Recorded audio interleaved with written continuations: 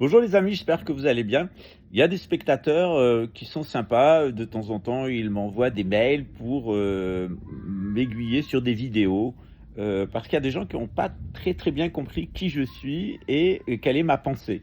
Voilà. Alors je les invite à aller sur Wikipédia et découvrir qui René Guénon, qui est mon maître à penser, et l'œuvre de René Guénon. Après il y a toute une étoile, en étoile autour de René Guénon, il y a toute une toile d'écrivains qui sont des traditionnels et pas des traditionnalistes. Alors souvent, on m'envoie des vidéos. Aujourd'hui, on m'a envoyé une photo de Stéphane Blé.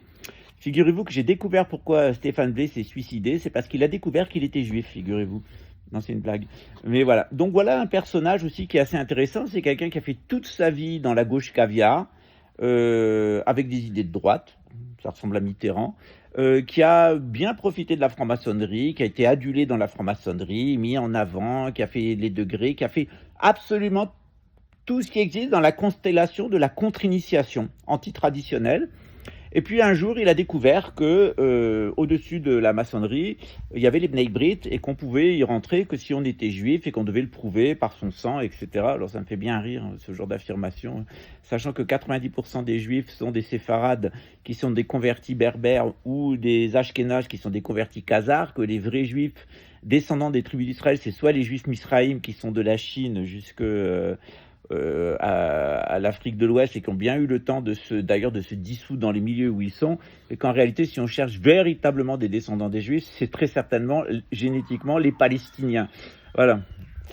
Ceux-là même qu'on zigouille en les accusant d'être sur la terre des Juifs. Voilà, c'est très drôle. Satan, il est très drôle. Hein. Il envoie des faux Juifs khazars, athées, tuer des musulmans croyants qui sont les descendants des tribus d'Israël. En tout cas, Stéphane Blé, personnage abject, par toute sa carrière dans la franc-maçonnerie et dans l'artistaillerie communautaire, ayant passé par la Rose-Croix, toutes les sectes, tout ce qu'il y a de plus dégueulasse dans l'occultisme occidental.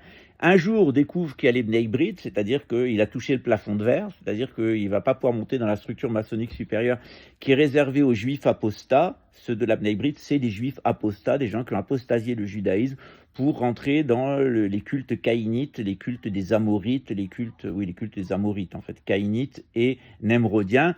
Et il ignore en plus qu'au-dessus, il y a les super loges, c'est-à-dire les Yur-loges, notamment la loge Golden Eurasia, dans laquelle il y a Vladimir Poutine, Nicolas Sarkozy, Emmanuel Macron.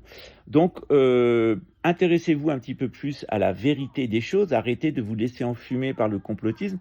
Posez-vous tout simplement la question, à qui la Russie a remboursé le plus d'argent ces dernières années? Eh bien, c'est la famille Rothschild.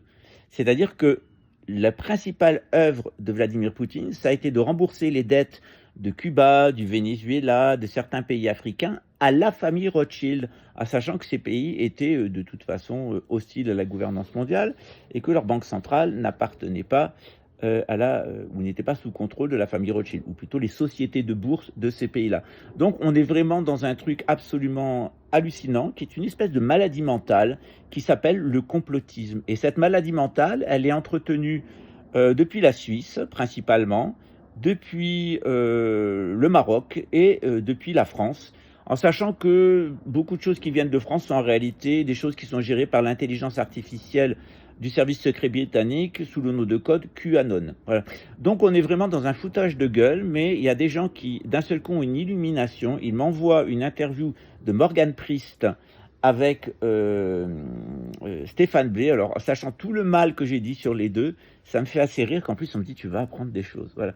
Donc intéressez-vous un petit peu plus à ce qui est fait sur cette chaîne.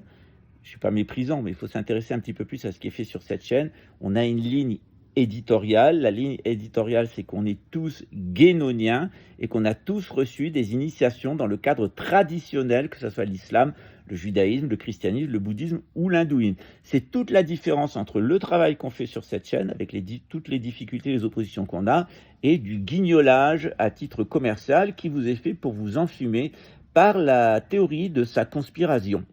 À bientôt, ciao.